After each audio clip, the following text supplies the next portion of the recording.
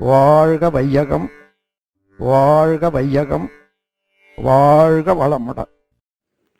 வாழ்க வையகம், வாழ்க வையகம், வாழ்க வளமுடன். குரு வாழ்க, குருவே துணை. இன்றைய சிந்தனையாக புது வாழ்வு பெறுவோம். புது வாழ்வு பெறுவதற்கு எல்லோரும் இறைத்தன்மையை உணர வேண்டும். இறைத்தன்மையை உணர்ந்தால்தான் மனித வாழ்விற்கு தேவையற்றவை, அளவு இவற்றை நன்கு உணர்ந்து கொள்ள வேண்டும். அறிவு என்ற செல்வ புதையலை, பிரபஞ்ச பொக்கிஷியத்தை மயக்கமற்ற தெளிவான வாழ்க்கை தத்துவம் அறிந்த அடிப்படையில் உபயோகிக்க வேண்டும். உடல் சக்தியையும் அறிவின் திறமையையும் மனித இனம் கூட்டாக சேர்ந்து பயன்படுத்தினால் இனிமையாக இன்பமாக வாழலாம், புது வாழ்வினை பெறலாம். ஒரு நாள் மகிழ்ச்சியோடு இருக்க வேண்டுமானால் அழகு நிலையத்திற்கு போய் முடியை அலங்காரம் செய்து கொள்.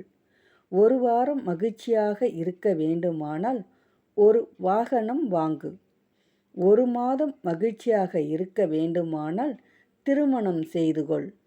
ஓராண்டு மகிழ்ச்சியாக இருக்க வேண்டுமானால் புதிதாக வீடு கட்டு. நிரந்தரமாக மகிழ்ச்சியாக இருக்க வேண்டுமானால் நேர்மையை மட்டுமே பின்பற்று என்று ஓர் ஆங்கில பழமொழி கூறுகிறது. நேர்மையான வாழ்க்கை வாழ்ந்தால் மகிழ்ச்சியும் மன அமைதியும் ஒருங்கே கிடைக்கும். அந்த அடைய வேண்டுமானால் அறிவை உணர வேண்டும். அறிவை உணர்ந்தால்தான் இறைத்தன்மை உண்டாகும். எளிதில் அறிவை உணர மகரிஷி கூறிய விளக்கங்களை கேட்போமா? வாழ்க வளமுடன், வாழ்க வளமுடன். ஒரு அன்பர் என்ன கேட்டாரு, நூல்கள்ல இந்த 9 மையத்திலையும் படிப்படியாக மந்திரமும் அங்க சக்தி, குண்டலி சக்தி வச்சு அது கடைசியா தான் ஆக்கினத்துக்கு கொண்டு வரணும்னுட்டு எழுதியிருக்காங்க. நீங்க ஒரே நேரத்துல மூலாதாரத்துல இருந்து நீங்க கொண்டு வந்துடுறீங்க. அது சாஸ்திரத்துக்கு முரணாக இல்லையா? அப்போ நான் சொல்றேன், அந்த எழுதி இருக்கிறதுக்கு நான் செய்யறது முரண் தான். ஆனா உன்னுடைய அறிவை பயன்படுத்திப்பார். ஒரு 50 ஆண்டுகளுக்கு முன்னதாக அல்லது 100 ஆண்டுகளுக்கு முன்னதாக லண்டனுக்கு போகணும்னா இந்தியாவில இருந்து கப்பல்ல தான் போகணும். போனா எத்தனை 2 மாசம் 1.5 மாசம் ஆகும் வச்சுங்க. அது வரைக்கும் வேண்டிய ஏற்பாடுகள் எல்லாம் செய்துட்டு எத்தனை துறைமுகத்துக்கு போகணும்ன்றதெல்லாம் திட்டமிட்டு போகணும். அப்படி செய்ய வேண்டிய ஏற்பாடெல்லாம் இன்றைக்கு அவசியமா நீங்க காலையில 5:30 மணிக்கு பிளான் ஏறினா 10 மணிக்கு அங்க போய் சேர்ந்துடும். இப்ப அங்க இறங்கினா, அந்த துறைமுகத்துல இறங்கினா, இந்த துறைமுகத்துல இறங்கினா, கப்பல்ல ஏறினா, அதெல்லாம் இப்போ கப்பல்ல இல்லையே.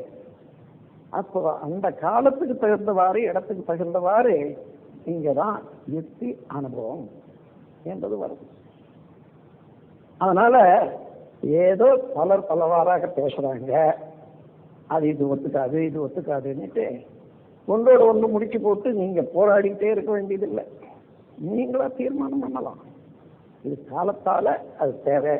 சரி, இன்றைக்கு தேவைதானா? தேவையில்லை. தேவையில்லாத போது என்ன பண்ணணும்?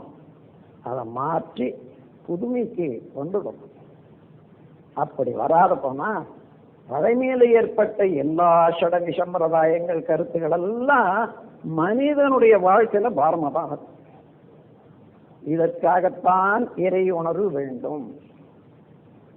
இறைநிலையை உணர்ந்து கொண்டால் அறிவு தூய்மையாக இருக்கும். இறைநிலையே அறிவாக இருக்கிற போது பரிணாம இயல்புக்கும் கூடுதலரும் இதை திறமாக, அதாவது தன்மையாக வைத்துக் கொண்ட இறைநிலைக்கு மற்ற எல்லாம் எவ்வாறு நடக்கிறது என்று பார்க்கிற போது இது அனுபவத்தில் வந்துட்டுனா அப்போ இறைநிலைக்கு ஒத்தவாறு எந்த செயலையும் செய்யலாம். அதே போல அமைதியாகவும் வெற்றியாகவும் நாம் வாழலாம். அதற்காகத்தான் இறைநிலை உணர்வு வேண்டும். ஸ்கை வேதாத்திரியம் அமுதம் சேனலுக்கு இதுவரைக்கும் சப்ஸ்கிரைப் பண்ணின அனைத்து அன்பர்களுக்கும் மிக்க நன்றி. வாழ்க வளமுடன். அனைவரும் வேதாத்திரிய தத்துவங்களை உலகறிய செய்வோம். இந்த சேனலை உங்கள் அன்பர்கள் அனைவருக்கும் ஷேர் செய்து பயன்பெறுங்கள். நன்றி. வாழ்க வளமுடன்.